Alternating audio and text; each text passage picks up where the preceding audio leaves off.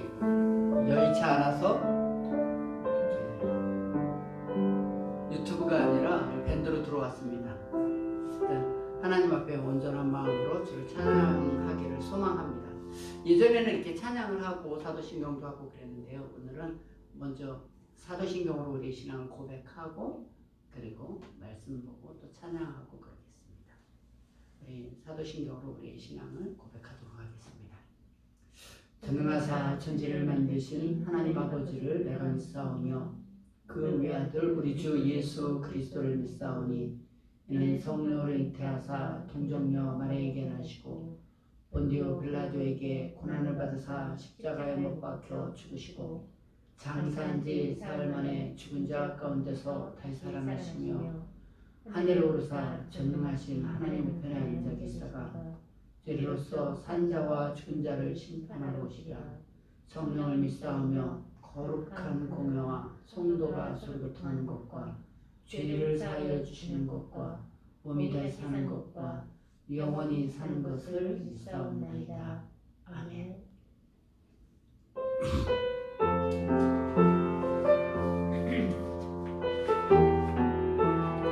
먼저 말씀 준비를 하니까 예전에 사무엘 상하 했던 생각이 막 나고요.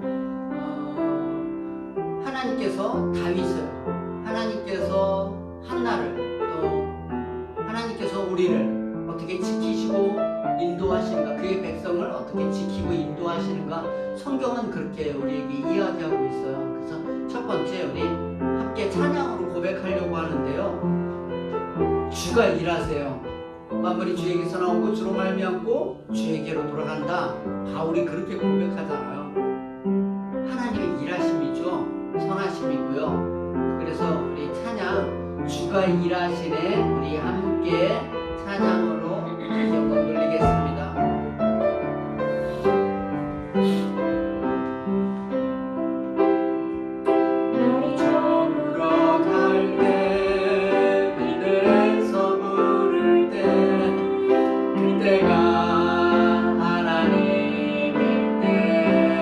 내 입으로 안 될 때, 내 입으로 안 될 때, 빈손으로 걸을 때, 내가 고백해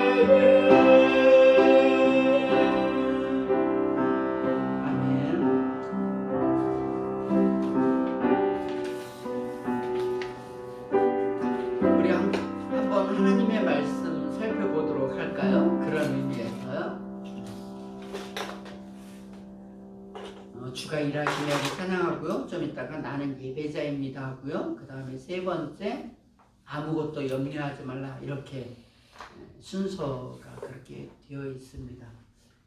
갑자기 이렇게 설교 방식이 좀 변하기는 했는데요. 제가 수요예배 이렇게 예전에는 막 설교 많이 했잖아요. 양을 많이 하고 그랬는데 이렇게 똑같이 말씀도 전하지만 찬양도 하고 기도도 해야 되겠다 이런 생각이 들었습니다. 오늘 하나님 말씀 잠깐 볼까요? 사무엘하 5장 17절서부터 25절 말씀입니다.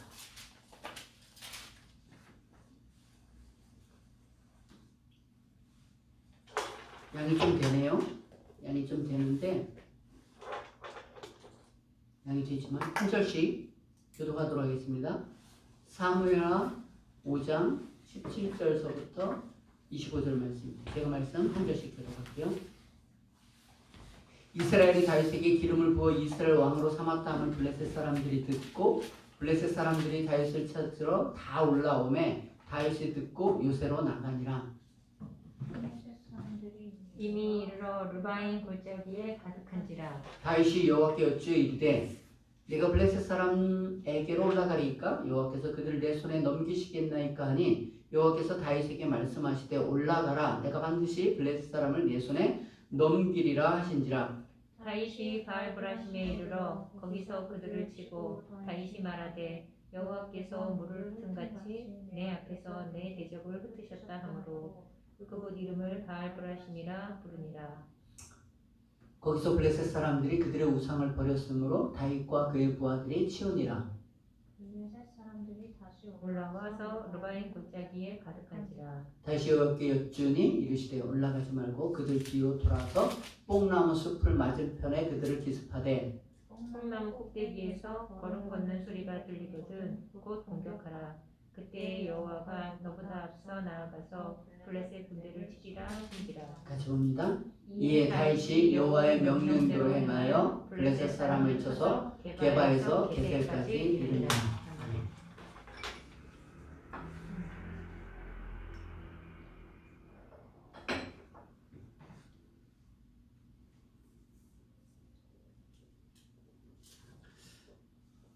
저를 보시죠. 예, 인지 있어요 여기. 네.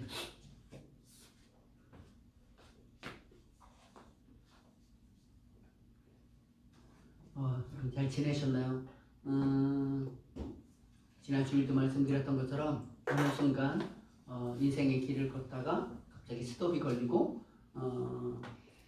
그리고 쉬게 되고 다시 지난 주일 설교를 하게 되었죠. 여기도 똑같아요. 2021년 12월 8일 날 설교해야 되는 그런 내용인데 도대체 머릿속에는 원래 설교가 뭐 고주간에 준비하는 건 아니잖아요. 미리미리 정도는 아니지만 그래도 다음 이렇게 계속 쭉 이렇게 보잖아요. 보고 큰 내용은 알지만 또 설교 말씀을 그렇게 띄워서 뭐 집에 고기도 사다 놓고 두부도 사다 놓고 뭐 이렇게 하지만 오늘은 된장찌개를 해야겠다 뭐 이렇게 하는 것처럼 어머니들이 그렇게 준비하는 것처럼 마찬가지로 저도 말씀을 통해서 뭐 A도 하고 B도 할 수 있지만 이거를 해야 되겠다라고 하는 그런 상황 가운데 제가 중지되어졌고 하나님 허락하셔서 여기까지 왔죠. 그래서 주님께서 일하신다는 거예요. 주님께서 일하셔요. 제가 오늘 이렇게 수요일에 섰지만 지난주만 해도 마지막에 민정지사님이 이렇게 설교를 했는데 오늘 저기 지금 이 교회 예배당에는 아내와 저 윤지 지사님 딱 3명이에요. 그러니까 우리 둘이가 만일에 일주일만 늦게 와도 이게 뭐 굉장히 올 수 없는 상황이 되었어요. 막 코로나 걸린 자녀들이 있고 주변 사람들이 있고 막 이래서 어쨌든 보았어요. 주님이 일하세요. 정말 머리털 세신다라고 할 때 할 일이 없어서 그걸 세시나? 그마침 주님께서는 세심한 분이세요. 정확하시고요. 따뜻하시고요. 때로는 거기에 책망과 위협이 있다 할지라도 그건 다 우리를 위한 거죠. 그런 측면에서 오늘 사무엘하 이 5장을 한 번만 해도 되고 두 번도 해도 되고 뭐 여러 부분이 있는데 한 번 할까 두 번 할까 막 뭐 이러다가 그때 당시에 두 번을 해야 되겠다. 그래서 앞에 부분을 제가 하고 말았어요. 내용은 어떤 거예요? 다윗이 왕으로 등극했다는 거예요. 아니, 엄청난 전쟁들이 있었잖아요. 뭐 사울과 뭐 그 사랑하는 요나단도 죽고, 뭐 그의 아들 이스보셋과 아브넬과 뭐 편을 짜게 되고, 다윗과 뭐 요압과 편을 짜게 되고, 막 그래서 오합지졸 막 싸우는 막 난리. 이게 하나님의 택한 백성. 그럼에도 불구하고 거기서 싸우고 있는 그 모습들을 보면서 우리는 그런 생각해요. 그냥 다윗밖에 생각을 안 하는 것 같아요. 다윗은 막 진짜 믿음의 사람이고, 다윗은 어디 갔든지 싸우면 승리하고, 다윗은 뭐 대단한 사람이고, 그래서 우리도 다윗같이 이렇게 돼야 되겠다. 뭐 성경이 그렇게 어떻게 보면은 한 사람이 얼마나 대단한가 우리도 그렇게 닮아가야겠다. 그런 이야기를 하는 것 같아요. 그래서 아이들 설교는 그렇게 할 수 있어요. 다윗을 닮아갑시다. 바울이 이랬어요. 그렇지만 성경은 그런 얘기보다 더 큰 이야기를 하고 있어요. 역사와 시간을 이야기하고 있고요. 5장 들어오게 되면 다윗이 헤브론에서 7년 6개월, 예루살렘에서 33년 했다고, 통치를 했다고, 30세에 왕이 돼서 40년을 통치했다라는 이야기를 앞부분에 이야기를 했어요. 앞부분에 1절서부터 5절까지 얘기를 하고요. 6절서부터는 다윗이 예루살렘 성을 정복했다는 거예요. 원래 예루살렘을 왜 정복하지? 다윗이 밑에 남쪽에 헤브론에 있다가 예루살렘, 그건 여부스 족속이 가지고 있었던 여부스 성이라고 하거든요. 거기에 원래 이스라엘 백성의 땅이고 믿음으로 순종해야 되는데 가나안 7족속을 다 내쫓지 못했기 때문에 지금도 여전히 여부스 족속이 가지고 있었던 성이었다는 거죠. 그 성을 다윗이 이제 왕으로 등극하게 되고 이제 이스라엘의 전 나라의 왕으로 서게 되니까 가장 그래도 전략적 요충지고 그리고 좋은 땅이었던 이 여부스 성, 이게 이제 나중에 다윗성이 되는 것이고 이게 시온성이 되는 것이고 여기가 이제 예루살렘 성이 되는 거잖아요. 그 성을 정복했다라는 이야기를 6절서부터 10절까지 써요. 그래서 그 끝에 보면 만군의 하나님 여호와께서 함께 계시니 다윗이 점점 강성해졌다. 이렇게 강성해졌다. 예루살렘 성을 무너뜨릴 때요. 예루살렘 성, 거기 여부스 사람들이 뭐라고 다윗에게 얘기했냐면 맹인이나 저런 사람이 너희들을 대적해서 싸워도 너희들을 이길 수 없다. 이랬던 성이에요. 그러니까 견고한 성이었다는 거예요. 여부스 성, 예루살렘 성이 그렇게 전략적 요충지인데 다윗은 거기가 좋으니까 얻으려고 했는데 처음에 여부스 족속들을 쫓아내고 얻으려고 했는데 그들이 그렇게 조롱했다는 거예요. 근데 이 전쟁이 그 전쟁사를 쓰려면 많이 어렵잖아요. 그러니까 간단하게 정복을 했어요. 다윗이 가면 당연히 정복하는 거지. 우린 그렇게 생각할 수 있는데 그렇지 않아요. 정복이 잘 안 돼요. 만만하지 않았는데 성경은 정복했다라고 이야기하면서 뭐라고 끝에 여호와께서 함께 계시니 다윗이 점점 강성해졌다. 그러니까 다윗이 실력이 있고 능력이 많아서 그 예루살렘 성, 여부스 성을 정복한 것이 아니라 하나님의 은혜였다. 이렇게 성경은 기록하고 있는 거예요. 거기 많은 내용이 있어요. 다윗의 실력이 대단해서 그가 똑똑해서 사람들이 많아서 군사력이 출중해서 아니고 여호와께서 함께 하셔서 그가 강성해졌다. 이렇게 이야기를 해요. 그러니까 이제 다윗이 사울 왕하고 있을 때는 이렇게 밑에 있다가 사울 왕이 죽었다는 소리를 듣고 나머지 지파들이 다 쫓아와가지고 10지파들이 쫓아와가지고 우리의 왕이 되달라고 해서 이 역대상에도 나오는데요. 막 모든 각 지파에서 군사들을 보내서 이제 우리 다윗의 편입니다. 이렇게 전세가 갑자기 바뀐 거예요. 시대가 변해버린 거예요. 마치 요즘과 같이 뭔가 시대가 변한 거예요. 그래서 다윗이 왕으로 등극해서 예루살렘 성을 정복했는데 그런 싸움과 전쟁, 이게 정치적인 어떤 상황이잖아요. 우린 다윗이 최고 이렇게 생각할 수 있지만 우리 믿음이 있으니까 그렇다고 생각하지만 역사적으로 보면 다윗이 대단하진 않아요. 그때 당시에 위쪽에는 들어와시던 지역이고요. 그때 당시에 정치적 상황으로 보면 블레셋이 지금 실권을 쥐고 있는 거예요. 블레셋이 훨씬 무기도 출중하고 블레셋이. 그래서 사울 왕과 전쟁에서 길보아 전투에서 사울 왕을 목을 잘라버리고 요나단도 죽이고 그래서 사실 국제적인 정세로 보면은 블레셋이 대장인 거예요. 근데 다윗은 지금 등극한 거를 성경은 기록하고 있는 거예요. 그 예루살렘 성을 이렇게 정복하게 된, 자기는 원래 헤브론에 있었지만 10지파가 위에 있었던 그 다른 지파에 소속하고 있는, 여전히 가나안 족속이 잡고 있는 그 성을 정복한 건 하나님의 은혜였다, 이렇게 이야기하는 거예요.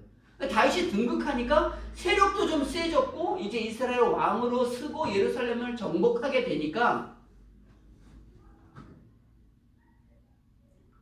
여기 보면 지난번에도 말씀드렸어요. 그때 당시 설교에 두로 왕 히람이요, 그 뭐 백향목과 목수와 석수를 보내서 집을 이렇게 줘줬다, 이렇게 이야기를 해요.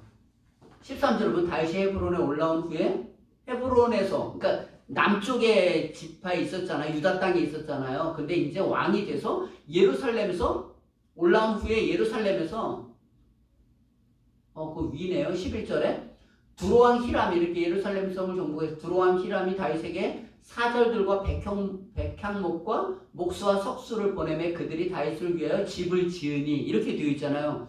다윗이 지금 실세로 등극하기 시작하게 되니까 옆에 있는 나라 왕이 집을 준 거예요. 그리고 12절에 다윗이 여호와께서 자기를 세우사 이스라엘 왕으로 삼으신 것과 그의 백성 이스라엘을 위하여 그날을 높이신 것을 알았더라. 그래서 그때 당시 설교 제목이 알았더라, 또 뭐 이렇게 되어 있어요.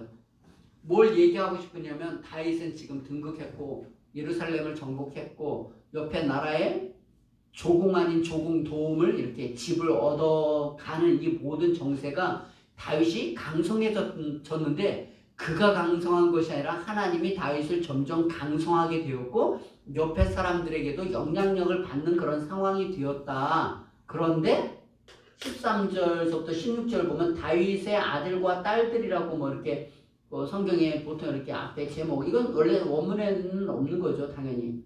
그런데 헤브론에 올라온 다음에 첩들을 더 두고 아들과 딸들이 또 다윗에게서 났다, 이렇게 이야기를 해서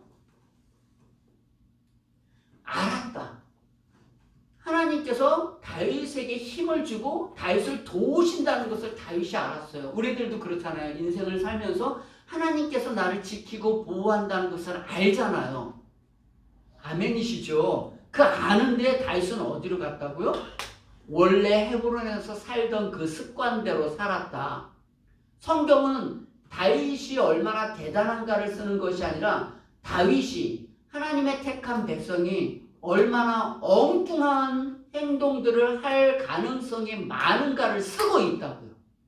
그러니까 위인전이 아니라 하나님의 구원의 역사가, 하나님의 구원이, 지난주 주일날 설교할 때도 그런 거 있잖아요. 유대인의 유익이 뭐냐, 할례의 유익이 뭐냐라고 할 때 엄청 많다. 그 중에 하나님의 말씀을 맡았다. 그런데도 죄를 졌다. 그래서 인간이 얼마나 죄를 짓는 그 뒷자리에 하나님의 사랑은 크다, 이런 내용을 설명이 하고 있다고요.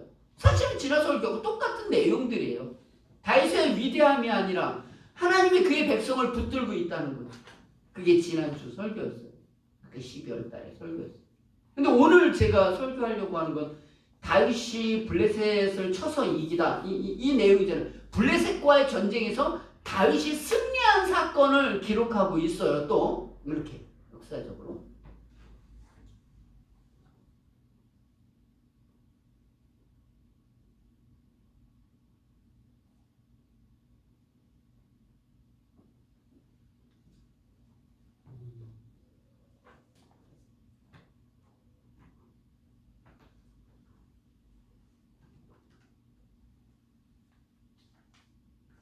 앞에 부분을 좀 이렇게, 앞에 부분, 그러니까 지난번에 12월 달에 설교했던 한참 오래된 그 설교의 내용으로 이야기하자면,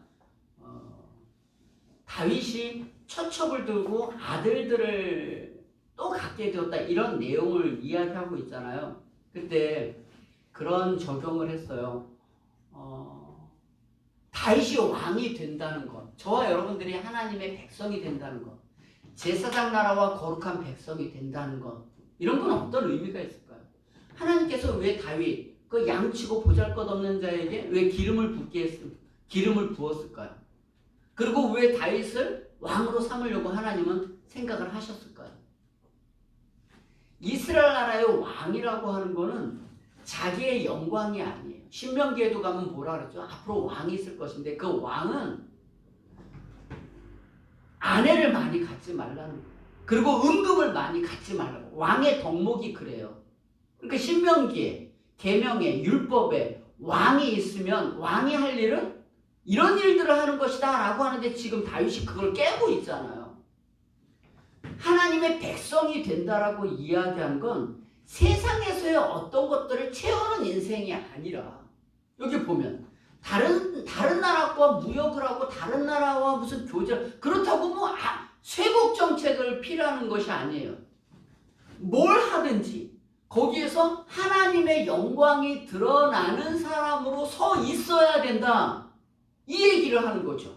그러니까 점점 강성해지고 하나님께서 나를 지키시고 보호하시는 것을 알았더라 라고 이야기한다면 그런 신실해야 되는데 신실하지 않았다 이렇게 이야기한다.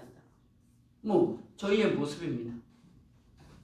일단 조금 어색하지만 우리 윤지 선생님, 우리 그래서 아까 주가 일하시는 그 큰 틀 속에서, 그래서 여러분 우리 이렇게 예배 드리잖아요. 예배 드릴 때 우린 예배제가 되는 거예요. 예배야. 그러니까 수요일날 나오고 뭐 주일날 나오고 먼 거리지만 무조건 와야 되고 막 그런 이야기가 아니라 우리는 하나님을 드러내는 사람이에요.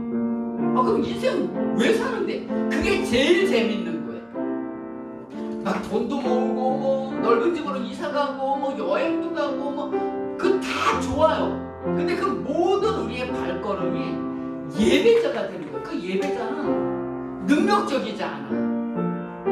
주님이 드러나는 거예요. 주님이 드러나. 그러니 여기 있든지 저기 있든지 별로 중요하지 않죠. 다윗의 인생을 통해서 그걸 보는 거예요. 우리 좀 어색하긴 하지만 고백해요. 나는 예배자입니다. 우리 어린아이들 뭐 애기들 막 찬양하는 거 보면 나는 하나님을 막 이러잖아요. 예, 우리들도요. 예배자예요. 이렇게 수요 예배, 주일 예배를 넘어서 세상에서 예배자로 살아. 우리 한번 고백하겠습니다.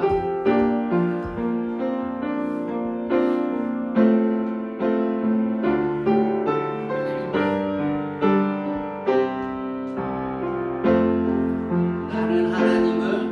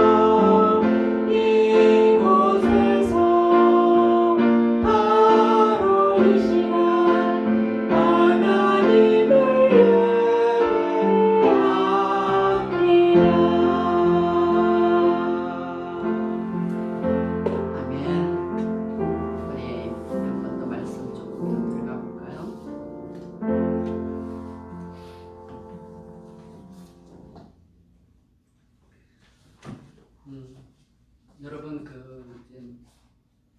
제가 요 정도 나이 먹기 전에는 굉장히 또 어렸을 뭐 신학교 들어가고 결혼하고 막 신학교 들어가고 막 그럴 때도 제일 즐거웠던 거는 아이들 손잡고 예배 가는 거예요.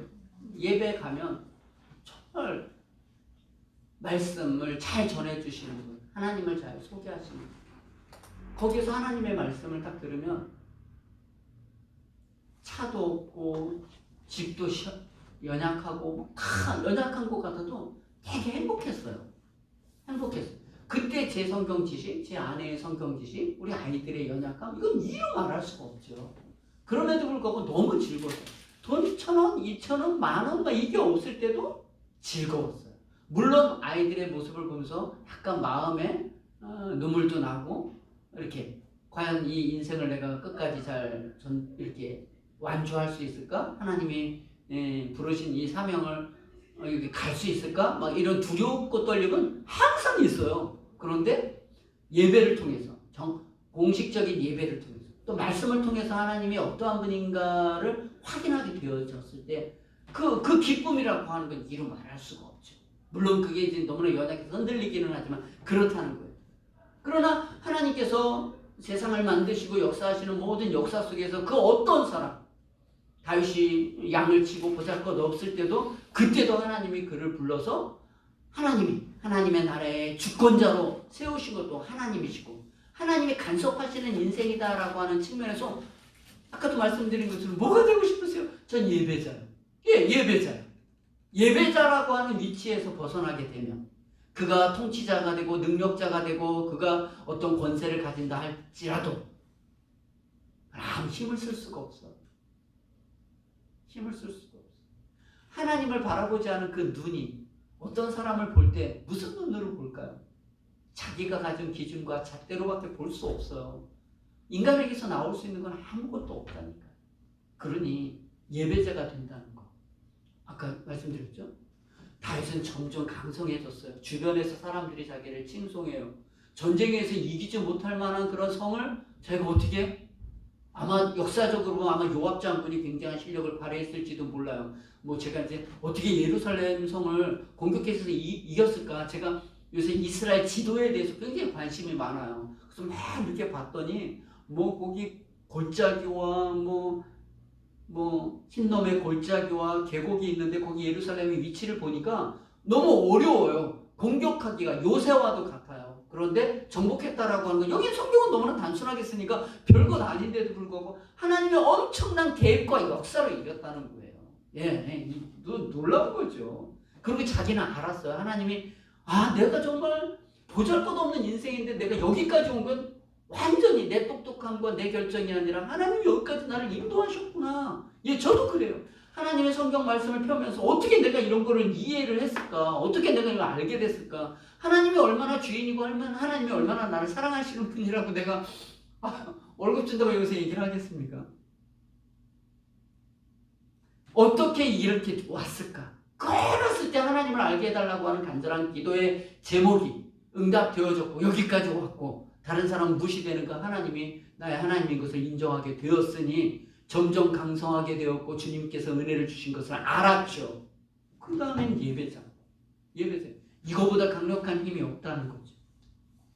전 그런 생각을 해요. 그럼 우리 교회는 어때야 되는가? 목사님 교회는 어떠세요? 코로나 상황인데 어떠세요? 연약한 사람일수록 묻는 게 뭐냐면 헌금은 나와요. 이렇게 늘 관심이잖아요. 사람은 몇 명 모여요. 사람과 돈에 관한 문제가 아니라 하나님의 백성들이 그리스도의 장성한 분량으로 자라나가고 있습니까? 그거죠. 목적이 뭐예요? 결혼을 하면 목적이 뭐예요? 교회는 어디를 향해서 가는 거예요?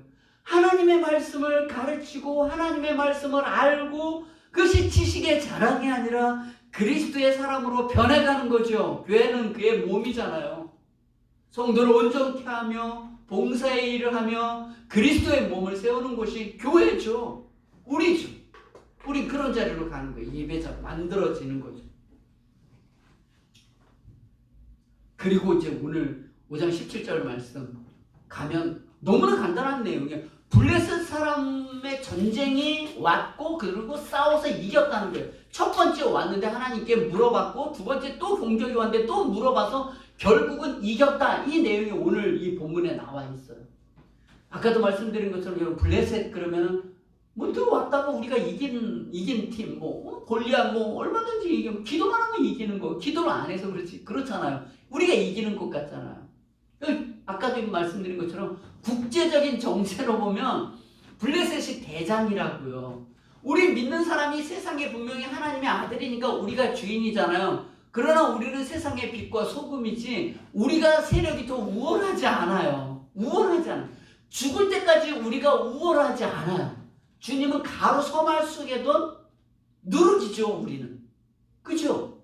우리는 세상이 통치하고 있는 곳에 사단과 공중권세 잡은 자들의 통치 속에 있는 곳 속에 우리가 있는 거라고요. 우린 역전시켜줬으면 좋겠잖아요. 우리가 대장하고 쟤네들을 우리가 막 부렸으면 좋겠죠. 그래서 기도를 항상 그렇게 하잖아요. 이기게 하시고 승리하게 하시고 머리 되게 하시고 뭐 이렇게 가잖아요. 그게 아니에요. 물론 그 기도가 다 나쁘다는 건 아니에요. 그런데 주관자는 하나님이시지만 우리가 속한 것은 세상의 통치 속에 하나님의 백성이라는 거예요. 우리는 세상의 빛이죠. 우리는 빛이죠. 그러니까 다른 사람이 볼 때는 우리가 약자같이 보이는 거예요. 원래 우리가 주인이지만 우리가 약자 같은 거예요. 마치 가나안 땅에 들어간 이스라엘 백성과도 같죠. 거기서 싸워서 승리하는 건 다른 게 아니에요. 총칼이 아니라 말씀에 대한 순종이라니까요. 블레셋이 힘이 세요. 이스라엘 백성들이 다윗을 중심으로 해서 이제 나라를 세우고 11명이 모든 다른 지파들이 와가지고 이제 드디어 사울이 죽었으니까 당신이 왕이 되십시오 그랬다고 다윗이 왕이 대단하게 된 게 아니라 여전히 블레셋의 통치 가운데 있다고요. 아마 조공을 바치고 있었을 거예요. 그러니 다윗이 저렇게 세지고 그러니 블레셋 입장에서는 이거 세력 더 컸다가는 우리에게 도전할 것 같으니까 당연히 공격하겠죠. 우리나라가 뭐 세질 것 같으면 뭐 일본이 됐든 중국이 됐든 뭐 미국이 됐든 뭔가 우리를 쪼아오는 거하고 똑같아. 세상 원리는 그래요. 그래서 보세요. 17절에 이스라엘이 다윗에게 기름을 부어 이스라엘 왕으로 삼았다함을 블레셋 사람이 듣고 이거 봐라. 이것들 맨날 지들끼리 좀 싸워야 되는데 하나가 됐다고? 블레셋 사람들이 다윗을 찾으러 다 올라오며 다윗이 듣고 요새로 나가니라. 요게요. 예전에 제가 설교를 맨 처음에 준비를 성경 읽고 막 쓰잖아요. 그런 초안들이 있는데 요새가 아니라 옛날에 요엘처라고 써 있었어요. 성경에서. 요엘처는 또 뭐야? 이렇게 이야기했는데 요새예요. 그게 요새로 나갔다라고 얘기하는데 이 요새가 과연 어딜까? 뭐 많은 이제 성경학자들은 이야기하는데 뭐 요새가 중요하진 않아요. 요새니까 아무래도 예루살렘 성은 아니에요. 요새로 나갔다라는 측면에서 아마 예루살렘에서 그런 이야기를 듣다가 아마 어쩌면 예전에 사울의 의고에서 도망다녔던 뭐 아둘람굴이나 실황무지나 뭐 요새 어떻게 보면 오늘날 우리로 이야기하자면 굉장히 위협과 어려움이 왔을 때 기도처로 갔다 이렇게 여기에서 나가니라가 내려갔다 이런 뜻이거든요. 그러니까 아마 그런 소식 블레셋이 공격한다는 소리를 듣고 다윗이 아마 어느 곳 하나님을 만날 만한 어떤 장소 아둘람굴이 됐던 어느 장소로 나갔다라고 충분히 추정할 수 있어요. 그래서 18절에 블레셋 사람들이 이미 이르러 르바임 골짜기에 가득한지라 그러니 다윗이 19절에 다윗이 여호와께 여쭈어 이르되 내가 블레셋 사람에게 올라가리이까 여호와께서 그들을 내 손에 넘기시겠나이까 이렇게 기도죠. 요새로 나아가서 다윗이 여호와께 여쭈어 이르되 올라가리이까 나를 넘기시겠나이까 블레셋 사람을 그랬더니 여호와께서 다윗에게 말씀하시되 올라가라 내가 반드시 블레셋 사람을 내 손에 넘기리라 하신지라. 그래서 다윗이 바알브라심에 이르러서 이르러 거기서 그들을 치고 다윗이 말하되 여기서 무릎 흩은 같이 뭐 내 대적을 다 흩으셨다. 그리고 거기 우상들을 다윗과 그의 부하들이 다 치웠다. 이렇게 1차적 전쟁에서 승리고요. 22절에 블레셋 사람이 다시 또 올라와서 르바임 골짜기 가득한지라 다시 여호와께 여쭈니 똑같죠. 아까 19절에 얘기했던 거 여쭌 것처럼 여쭈니 이르시되 올라가지 말고 그들 뒤로 돌아서 뽕나무 숲을 맞은편에 그들을 기습하되 예전에 여호수아도 한번 전쟁할 때 올라가라 내가 너와 함께 하겠다 그러다가 요번에 매복하라 뭐 이렇게 이야기한 것처럼 하나님께서 그때 말씀을 주시는 거잖아요. 그랬더니 뽕나무 꼭대기에 걷는 소리가 들리거든 공격하라. 그때 여호와는 너보다 앞서 나아가서 블레셋 군대를 치려 하신지라. 이에 다윗이 여호와의 명령대로 행하여 블레셋 사람을 쳐서 게바에서 게셀까지 이르니라라고 이야기하는 블레셋의 공격에 대한 다윗이 여쭈어서 승리하게 된 사건이다.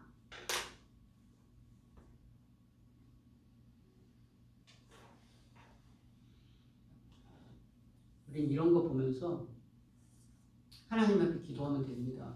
하나님께 여쭈면 됩니다. 이렇게 이야기할 수 있죠. 당연히 우리에게 많은 어려움이 있을 때 하나님 앞에 기도를 해야 되죠.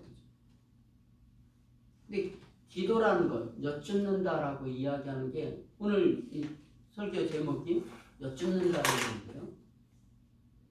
여호와께 여쭈어 이르되라고 하는 이게 당연히 우리는 어려운 일이 있으면 주님에게 여러분 물으셔야 됩니다. 기도해야 됩니다. 그러면 모든 사람들이 기도를 합니다. 걱정거리가 있고 염려가 있으면 기도를 해요. 기도가 나쁜 건 아니죠. 그렇지만 기도의 제일 중요한 거는 내가 가진 기도의 제목보다 하나님이 누구신가를 알고 기도하는 게 훨씬 중요하죠. 대상이 중요해요. 기독교는 대상이 있는 거예요. 다른 불특정한 다른 종교는 내가 가진 어떤 열심이에요. 내가 소원하는 거예요. 그래서 내가 목적을 갖고 신은 들어줘야 되는 거예요. 그래서 지극한 정성을 들이게 되는 거예요. 근데 기독교는 그렇지 않아요. 하나님이 계시고 그분이 원인자고 그분이 목적을 가지고 있고 그분이 원하는 것으로 우리가 만들어지도록 되어 있다. 다른 것, 우리가 목적을 갖고 하나님이 힘을 써서 내 목적을 이루는 것이 아니라 하나님의 목적 앞에 내가 묻고 그의 음성을 듣고 따라가는 거죠. 그래서 들어지는 게 중요한 것이 아니라 하나님의 목적과 뜻 앞에 그것이 부합됐느냐가 되게 중요하다고요. 그게 기독교와 다른 종교의 차이죠. 그럼 뭐라 그래요, 다윗이? 어려움이 왔어요. 당연히 어려움이 오죠. 우리 인생도. 우리가 이 세상의 주관자인 것 같지만 세상의 공중권세 잡은 자가 훨씬 강력하다니까. 안 믿는 사람이 훨씬 많고요. 교회를 다니지만 그 안에서도 하나님을 신뢰하지 않는 사람이 어쩌면 더 많을 수도 있어요. 공격이 왔어요. 다윗이 요새로 나가서 여호와 앞에 여쭈었다라고 이야기하는 게 이게 되게 중요해요. 이 여쭙는다는 건 그냥 뭐 영어로 다른 번역서 보면 뭐 David inquired of the Lord인가 그냥 단순히 여호와 하나님이 주인에게 물었다 이렇게 ask하는 거죠. answer 이렇게 하는 거죠. 뭐라고 이렇게 묻고 답하는 거로 그냥 나오는 거잖아요. 근데 여기에서는 여호와께 여쭈어 이르되라고 하는 게 히브리어를 잘 알아야 설교를 잘한다 그런 내용 하나도 아니에요. 근데 성경이 뭘 쓰느냐면 역사를 쓰잖아요. 정황을 쓰잖아요. 그 정황 속에서 왜 이런 이야기를 이렇게 썼는가라고 할 때 다윗이 얼마나 엉뚱한가가 지난주에 설교였다면 오늘은 어려운 가운데 여호와 앞에 그가 여쭈러 나갔다는 거예요. 요 히브리어가요.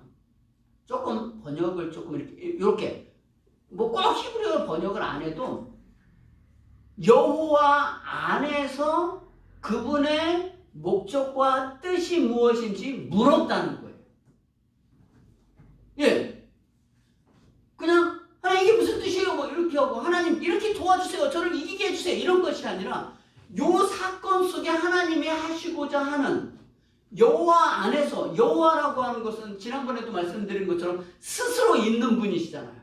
스스로 I am who I am. I am that I am. 그 스스로 있는 분, 그 스스로 있는 분은 그 원래 있는 분 이렇게 딱딱하게 굳어져 있는 분이 아니라 스스로 그가 계획하고 목적하는 것을 실현하는 하나님. 그래서 I will be, I should be의 하나님이에요. 조금 더 이게 뭐 잘난 척 하려고 하는 게 아니에요. 몇 개 모르는데 이게 am이라고 하는 것이 is 존재한다 하야동사라고 하는 뭐 히브리어를 쓴다고 그래요. 책을 이렇게 보면 그러니까 그게 존재하는 거예요. 존재로 끝나는 것이 아니라 존재하신 분이 목적하고 계획하는 걸 이루시는 하나님 앞에 그가 물었다는 거예요. 내 계획을 얘기하는 것이 아니라 하나님이 이 안에서 어떤 뜻을 우리에게 기대하고 계십니까? 이렇게 물어요.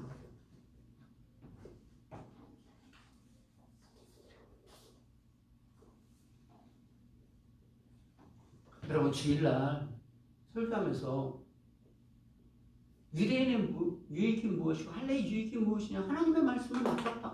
하나님의 말씀을 맡았죠. 그게 뭐예요? 성경이잖아요. 성경에서 이야기하고자 하는 게 뭐예요? 그분이 인격자고 목적이시고 그가 계획을 가지고 그가 우리를 공격적으로 이래라 저래라 하지 아니하시고 우리에게 말씀하시고 이야기하시고 우리가 깨지고 벗어나는 그 끝자락에서도 하나님이 한 번 더 사랑하고 설득하시는 하나님이라는 거잖아요. 그죠? 하나님 믿는 자랑이 뭐예요? 교회 다니는 자랑이 뭐예요? 예수를 믿는 자랑이 뭐예요? 이미 우리가 구하거나 바라거나 소망하지 않을 때 우리를 위해서 죽으셨다는 거잖아요.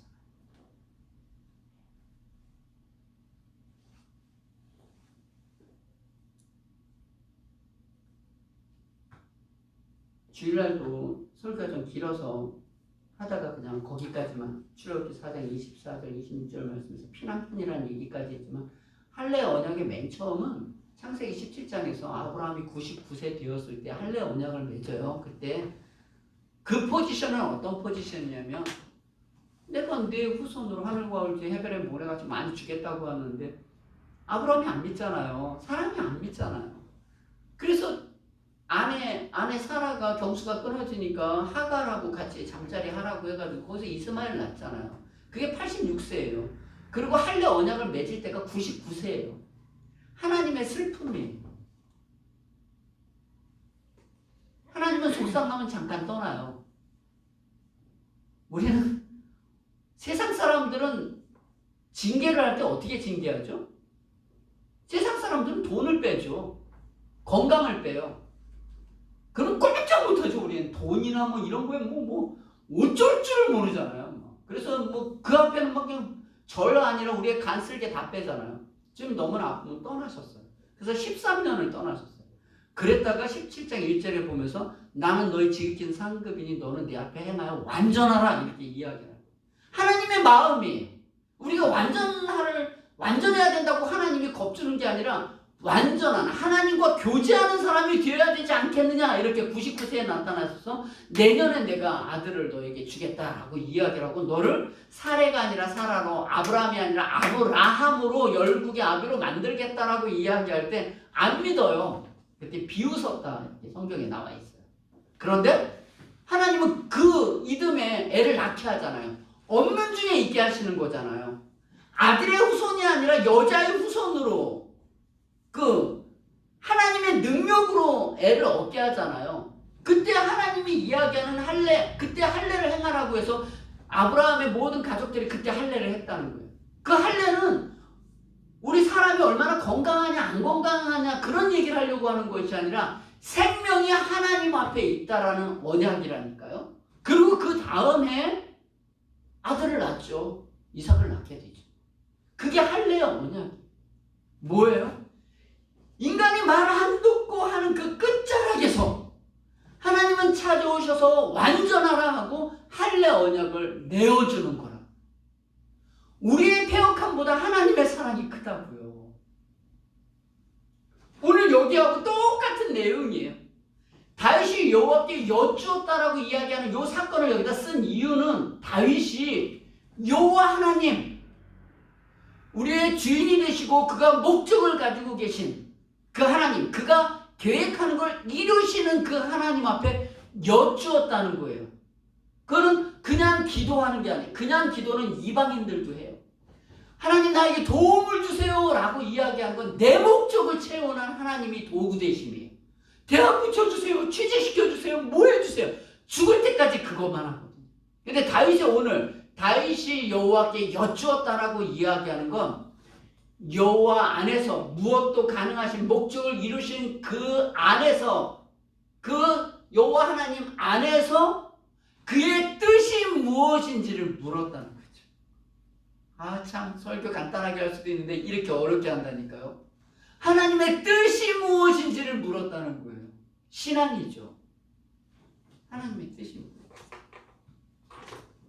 여러분 우리가 인생을 살면서 뭐 있어요. 취직이 되고 뭐 대학교 가고 뭐 있을 때 그때 우리가 하나님 뜻이 뭔가요? 이렇게 묻지 않죠. 하나님의 뜻은 너무나 정확하거든요. 아까 다시 말씀으로 돌아가면 우리를 제사장 나라와 거룩한 백성으로 하나님이 우리의 왕이십니다를 선포하는 자로 우리를 세운다고요.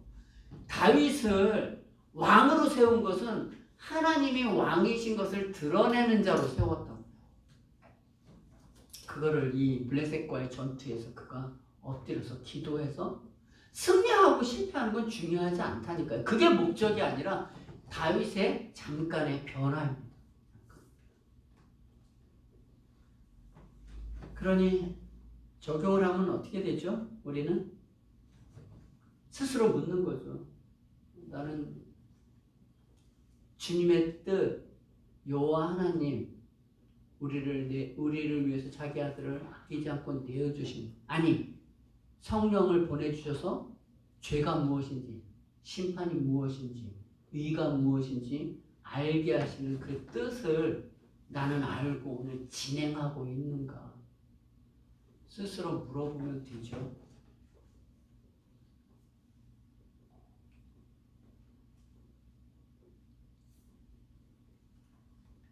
욥기 1장 잠깐 갈까요? 1장 21절 22절만 욥기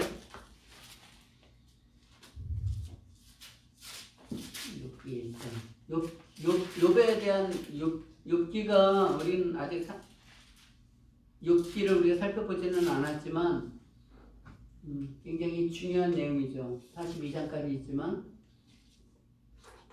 1장 21절 22절만 잠깐 읽을게요. 제가 21절 읽고요. 22절 우리 같이 읽습니다.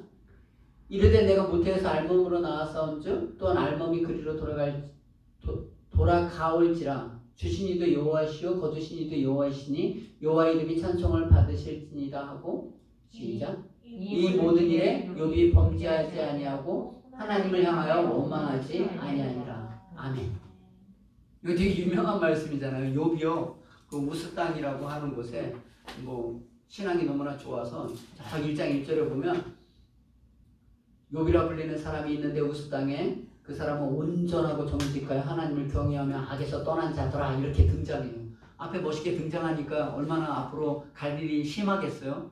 아들이 7이고 딸이 3명인가 아마 그럴 거예요. 자식이 10명인데 그 자식이 어떤 모임 때 생일잔치나 이런 것이 막 모이면은 욥은 그 모든 잔치가 끝나고 나면은 하나님께 번제를 드렸대요. 그러니까 우리 레위기 우리 공부했잖아요. 번제를 드렸다라고 하는 건 하나님 앞에 감사와 또 때로는 내가 하나님 앞에 또 부족한 것이 뭐가 있지는 않을까라고 하는 그런 마음에서 하나님 앞에 늘 예배를 드리는 사람으로서 등장해요. 욥이. 그러니까 자신도 대단할 뿐만 아니라 자식을 위해서도 혹시 자식이 잘못하거나 자식이 어느 문제가 있는 것까지도 자기가 다시 다 예배를 드리는 그런 사람이었다. 그래서 하나님께서 이만한 사람을 보았느냐 그랬더니 사단이 그거 다 돈 주고 살만하니까 그런 거 아니겠습니까? 그래서 그러면 그거 다 없애봐라. 욥이 어떻게 결정을 하는지. 그래서 재산을 다 없애버리고 자식도 다 죽었대요. 요즘 너무 일장에 끔찍해요. 그런데 욥이 뭐라고 했다고요? 내가 모태에 알몸으로 나왔으니 아니 돈 재산에 어느 정도만 없어져도 막 그냥 잠을 못 잘 텐데 애들이 다 죽고 재산이 다 날아갔는데도 불구하고 모태에서 알몸으로 나왔었는데 또 알몸이 그리로 돌아올지라 주신이도 여호와시요 거두리시니 여호와시 여호와 이름 찬송을 받으실지라 이 모든 일에 욥이 범죄하지 아니고 하나님을 향하여 원망하지 않았다는 거예요. 이게 이 1장을 통해서 성경이 하고자 하는 어떤 내용이 있죠. 이런 일은 세상에 없거든요. 어떻게 자식이 다 죽고 재산이 다 날아가요. 물론 간혹 그런 일이 있을 수는 있겠지만 너무 끔찍한 사건이 너무 극단적이잖아요. 근데 이 극단적인 자를 성경에 기록하고 있다니까요. 그래서 하나님께서 그 사단에게 야 이거 욥 봤냐? 어떠냐? 이랬더니 그거는 자기 재산이고 그거는 자식에 관한 문제이기 때문에 그렇고 자기 몸이 상하게 되면 자기 살이 망가지게 되면 아마 불평할걸요? 라고 해서 그럼 목숨은 손대지 말고 몸 마음대로 해가지고 하라고 해가지고 악창이 났다는 거잖아요. 그 악창이 얼마나 심했는지 질그릇 조각으로 막 긁을 정도였다고 하니까 거기까지는 안 아파봐서 제가 모르겠어요. 그런데 질그릇 조각으로 막 긁을 정도 그 모습을 보면서 하나님을 믿는 그 모습을 보면서 부인이 하나님을 저주하고 죽으라고 험한 말을 했다는 거예요. 그런데도 2장 10절에 보면 이 모든 일에 욥이 입술로 범죄하지 않았다는 거예요. 너무 극단적인 신앙이에요. 너무 극단적인 신앙이에요. 그리고 3장서부터 30장에 이르기까지 저 뒤에 40장 하나님이 나타나셔서 말씀하는 내용까지 요약하자면 욥은 헤매고 앉아있어요. 그래서 그 중간에 다 횡설수설 같은 그런 이야기거든요. 어떤 내용이냐면 욥이 무슨 생각을 하냐면 그러니까 내가 특별히 잘못한 게 없는데도 불구하고 하나님이 나에게 벌을 주셨다라는 이야기를 계속 친구들하고 이야기를 해요. 욥은 어떻게 끝나죠? 마지막에 하나님께서 나타나셔서 욥에게 이렇게 이야기를 해요. 넌 이런 거 잘못했잖아. 이런 것이 아니라 가장 원론적인 땅에 기초를 놓을 때, 내가 하마를 만들 때, 내가 악어의 등가죽을 내가 딱딱하게 만드는 것에 대해서, 내가 타조가 뛰게 하는 것들에 대해서 네가 결정한 것이 있느냐 이렇게 물어보는 거죠. 우리가 이 세상에서 사람끼리 어떤 환경에서는 얼마든지 잘못을 이야기할 수 있잖아요. 그런데 하나님 앞에서 뭘 출발할 때 우리가 한 게 없다니까요. 그는 전능자예요. 그가 목적을 가져요. 그가 계획을 가져요. 그렇다고 우리를 도외시하는 하나님이 아니라니까요. 하나님이 우리에게 기대하는 것은 하나님이 누구시며 그의 뜻이 무엇인지 알기를 원한다고요. 나중에 욥이 그 하나님의 음성을 듣고 내가 지금까지는 귀로 들었지만 이제 눈으로 봅니다. 이렇게 이야기를 하는 거예요. 신앙은 물론 어렸을 때 하나님 태학도 붙여주시고 돈도 주시고 이것만 하면 이렇게 살죠. 그렇게 안 하는 사람이 없어요. 어쩌면 죽을 때까지도 거기에서 벗어나지 못할 수도 있어요. 근데 하나 더 가는 거죠. 복음은. 바울이 그렇게 자랑하고 영광스럽게 생각한 거예요. 온 세상을 만드신 그 하나님의 그 뜻이, 목적이 자기 아들을 버려서라도 우리를 하나님의 사람으로 만들겠다라고 하는 하나님의 애쓰심과 열심이잖아요. 최소한 그 퀄리티는 알아야죠.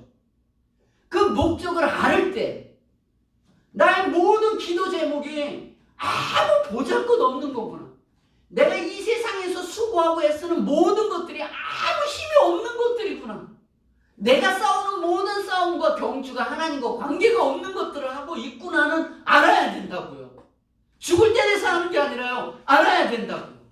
그래야만 우리는 겸손할 수 있어요. 하나님 앞에 겸손할 수 있고요. 사람 앞에 겸손할 수밖에 없어요. 내가 너무나 미운 그 작자까지도 하나님은 아직도 기회를 주시고 하나님은 그를 사랑하고 있다는 것을 인지하는 거죠. 그때 하나님의 사람으로 우리는 다시 한번 한 걸음 나아가겠죠. 다윗이 오늘 여호와 하나님 앞에 여쭈어 이르되 여호와 안에서 하나님의 분명한 뜻이 무엇입니까? 물었다고요. 요 내용은 옛날에 사울이 블레셋의 공격이 왔었을 때 요 하나님 앞에 묻지 않아요. 왜 기도 안 했겠어요? 제사 드리면서 왜 자기가 기도 안 했겠어요? 기도했지만 하나님이 뭘 원하는지 몰라요. 자기는 이 나라를 지켜야 되는 거예요. 하나님의 뜻하고 상관없어요. 번제가 뭔지. 그리고 아말렉 족속 다 죽이라고 했더니 하나님의 뜻은 아무 상관이 없어요. 나는 하나님은 이 소와 양을 좋아할 거라고 생각한 거죠. 하나님의 뜻이 아니에요. 다 자기 중심이에요. 훨씬 다르지 않나요? 그런데 우리의 신앙을 보면 사울 쪽이죠. 다윗 쪽이 아니에요. 그래서 오늘 우리는 묵상을 해봅니다. 여호와의 뜻 안에서 여호와께 물었다라고 이야기하는 그 신앙이 저와 여러분들의 신앙이 되길 원합니다. 마지막으로 해서 아무것도 두려워하지 말라 찬양하고 마치려고 합니다.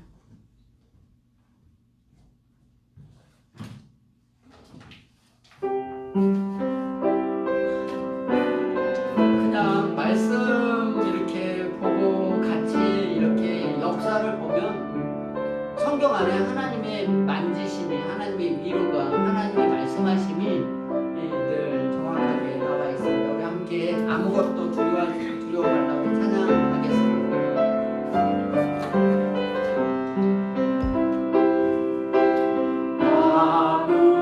아무것도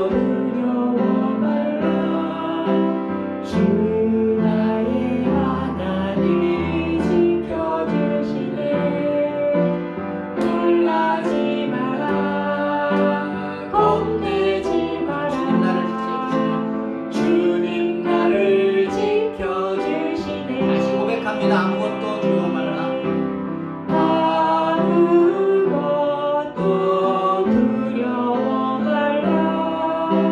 주 나의 하나님이 지켜주시네. 놀라지 마라. 겁내지 마라. 주님 나를 지켜주시네. 내 마음이 힘에 겨워질지라도 내 맘이 힘에 겨워질지라도 주님 나를 지켜주시네. 세상의 험한 꿈 파몰아지고 세상의 험한 꿈과 몰아칠 때도 주님 나를 지켜주시네. 주님은 나의 산성, 주님은 나의 산성, 주님은 나의 요새, 주님은 나의 소망, 나의 힘이 나의 힘이 되신 여호와. 주님은 나의 산성, 주님은 나의 산성, 주님은 나의 요새, 주님은 나의 소망, 나의 힘이 되신 여호와. 아멘. 예, 나는 너의 지극히 방패와 너의 상급이라 너는 내 앞에 행하여 만전하라. 창세기 17장 1절 말씀. 기도 한 몇 번 하려고 합니다. 하나님이 주어진 모든 상황은 영광의 상황이며 하나님의 허락하심이 있고요. 하나님의 일하심이 있어요. 하나님과 화목한 존재고 로마서 5장 1절 말씀입니다. 너희는 이미 과거에 화목한 존재고 은혜 안에 있다. 너희는 하늘의 소망을 바라보고 살아가는 존재다. 그 정체성이 달라요. 내년, 내후년, 뭐 대선이 끝나면 뭐 대통령이 되면 이런 게 아니라 하나님과 화목된 존재예요. 은혜 안에. 은혜가 이거예요, 하나님. 충분한 은혜다. 그리고 너희는 소망을 바라보고 살아가는 사람들이다.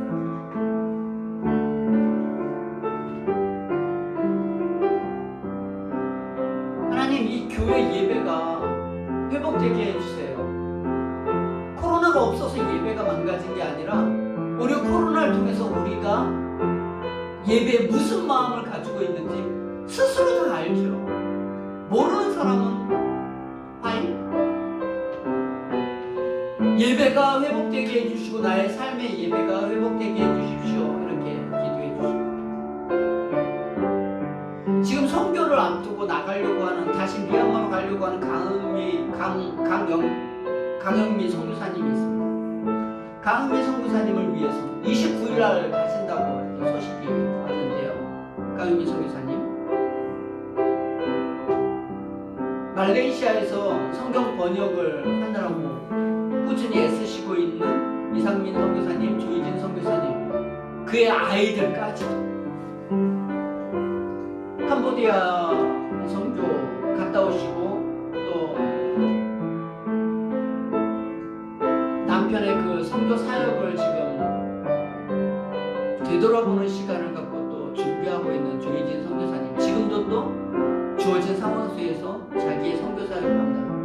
각자 우리는 어떻게 만났다 어디에 갔는지 잘 모르지만 하나님은 끊임없이 여호와 하나님 앞에 그 안에서 그의 뜻을 구하는 사람들을 통해서 하나님은 하나님의 일을 하시겠죠.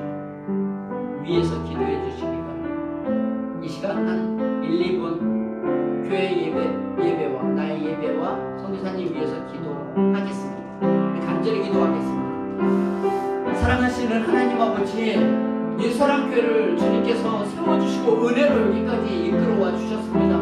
예배를 드리게 하시고 하나님을 찾게 하시고 하나님을 부르짖게 하시고 하나님의 하나님의 뜻이 무엇인지, 하나님이 우리에게 기대하는 것이 무엇인지, 하나님의 목적하는 것이 무엇인지 매 주일 하나님 앞에 나아가려고 애쓰고 여기까지 왔습니다. 하나님의 은혜입니다. 하나님의 영광입니다. 하나님 아버지, 이 믿음의 공동체 안에서 하나님을 더 알아나가고 하나님의 뜻이 무엇인지 분명히 말씀을 통해서 아는 사람들을 통하여서 하나님의 나라가, 하나님의 교회가, 하나님의 백성이 자라나갈 수 있도록 은혜 도와여 주시옵소서. 의인 열명을 찾는 하나님이신 것을 선도합니다. 때로는 우리가 죄와 우리의 연약함을 고백하고 나오기를 원하시는 예배드립니다. 하나님 아버지, 모든 백성들이 나와서 하나님 앞에 예배하게 하시고 우리의 기분과 우리의 뜻과 우리의 기도 제목과 우리의 어떤 목적을 위해서 모여진 자들이 아니라 하나님의 뜻과 목적을 위해서 모여지는 하나님의 백성들이 되어줄 수 있도록 은혜 도와여 주시옵소서. 연약하지만 함께 기도하고 나아가는 하나님 아버지, 우리 강기 선교사님이 있습니다. 하나님, 이상민 조희준 선교사님이 있고 조희준 선교사님이 있습니다. 각자 주어진 어떤 사명으로 인하여서 하나님의 부르심을 받고 하나님의 사명을 들고 이 땅이 아닌 하나님 아버지 천박한 땅에 갑니다. 하나님 아버지, 육신의 어려움이 아니라 영적인 싸움인 것을 알게 하여 주시고 틈나는 동안 기도하지 않고 하나님 아버지 주님을 의탁하지 않고서는 그저 세상에 이를 수밖에 없음을 다시 한번 고백하게 됩니다. 저희 교회도 동일하게 그러한 역사 속에 있으며 선교지의 역사도 마찬가지입니다. 각자 주어진 자리에서 요 안에서 주님의 뜻을 묻고 하나님이 설하면 서고 하나님이 가라하면 가며 하나님이 우리에게 요구하시는 하나님의 거룩한 왕으로서 하나님의 백성으로서 설 수 있도록 하나님 아버지 믿음의 믿음을 도와여 주시고 기도할 수 있는 믿음의 동역자들이 되어줄 수 있도록 은혜 도와여 주시옵소서. 물질의 싸움이 아니요 영적인 싸움이요 하나님에게 의탁하는 싸움이라는 것을 알게 하여 주시옵소서. 기도하지 못한 것, 돕지 못한 것, 간구하지 못한 것, 알아보지 못한 것, 우리의 연약함이 우리 주님 긍휼히 여겨 주시옵소서. 인도하여 주시옵소서. 이 시간 함께 한 가지만 더 기도하도록 하겠습니다. 한 주간만 해도 코로나에 걸린 지체들이 있게 됩니다. 지난주에 김옥순 이사님도 그렇고 우리 어린 효은이나 또 오늘 예람이까지 김용수 이사님까지 이제 코로나라고 하는 것이 아주 너무 가까이고 우리 주변에 너무 많이 가까이 있습니다.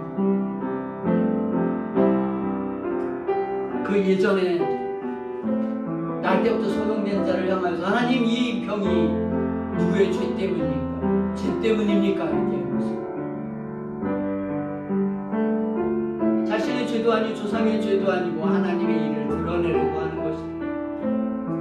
하나님, 이 세상에 살아가는 모든 우리의 환경, 이 뭡니까? 하나님의 뜻을, 하나님의 일하심을 드러내려고 모두에게 그리스도의 죽으심이, 그리스도의 은혜가 필요하다라고 하는 것은 병에 걸리고 나아봤자 우리의 끝은 사망입니다.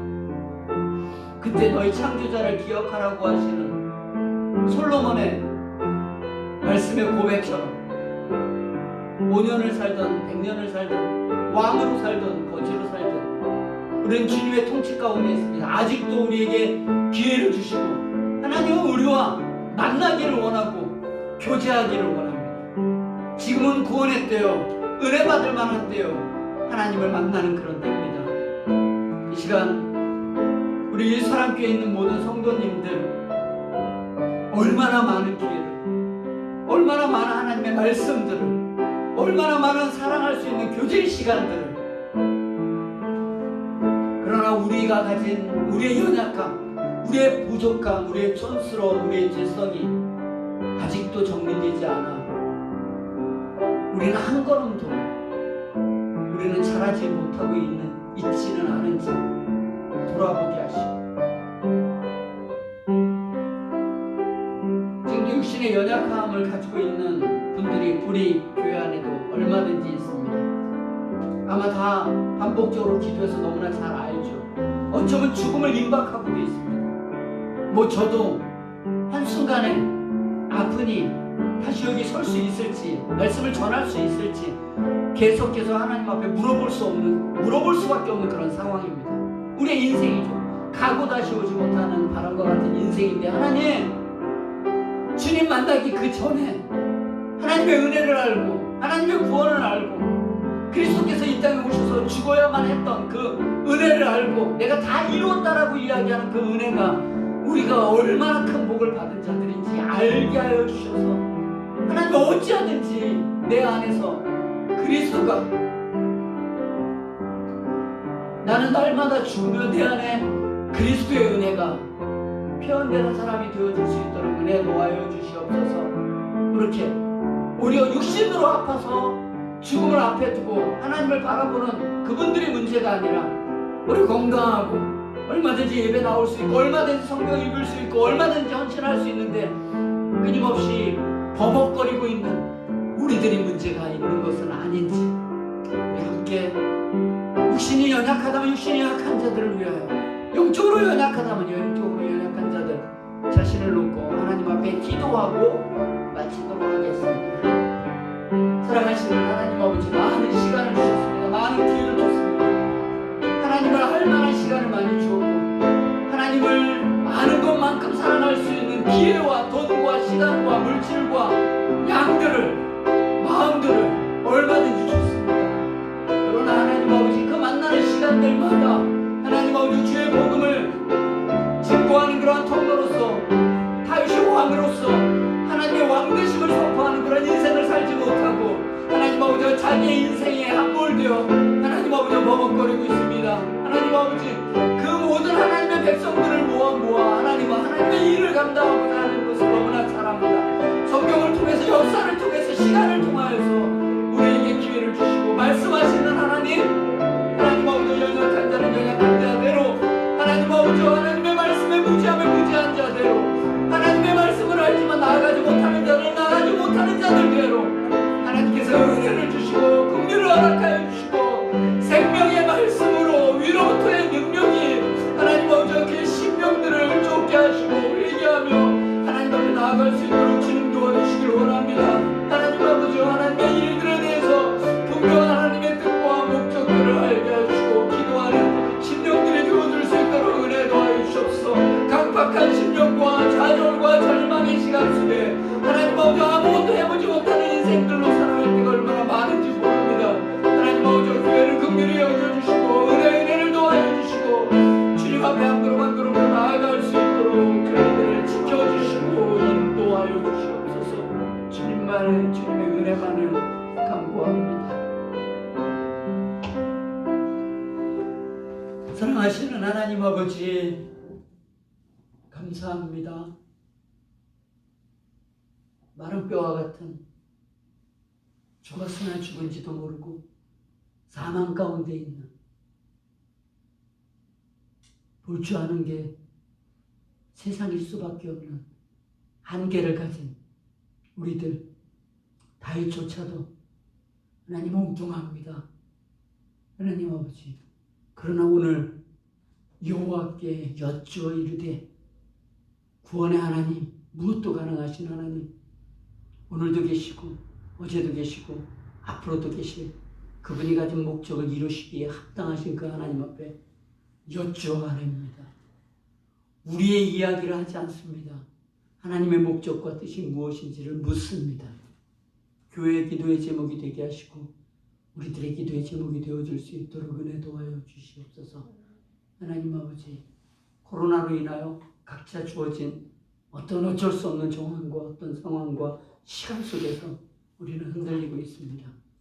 그러나 그 속에 하나님이 항상 그곳에 계시며 항상 귀를 여시며 우리 하나님의 말씀대로 순종하며 나아가는 그곳에 하나님은 그 사랑을 들어 하나님의 구원의 역사를 지금까지도 쓰고 계시다고 하는 것을 너무나 잘 압니다. 믿음의 교회 되게 하시고 믿음의 백성들 되게 하여 주시옵소서. 혹시 너무나 연약하여서 무엇 하나 잡을 힘이 없다면 지금도 주님이 붙들고 있다는 것을 알게 하여 주시옵소서. 감사드리며 우리 주 예수 그리스도의 이름으로 기도하옵나이다. 아멘. 기도문으로 마칩니다. 하늘에 계신 우리 아버지여, 이름이 거룩히 여김을 받으시오며 나라가 임하옵시며 뜻이 하늘에서 이룬 것 같이 땅에서도 이루어지이다. 오늘날 우리에게 일용할 양식을 주옵시고 우리가 우리에게 죄 지은 자를 사하여 준 것 같이 우리 죄를 사하여 주옵시고 우리를 시험에 들게 하지 마옵시고 다만 악에서 구하옵소서. 대개 나라와 권세와 영광이 아버지께 영원히 있사옵나이다. 아멘.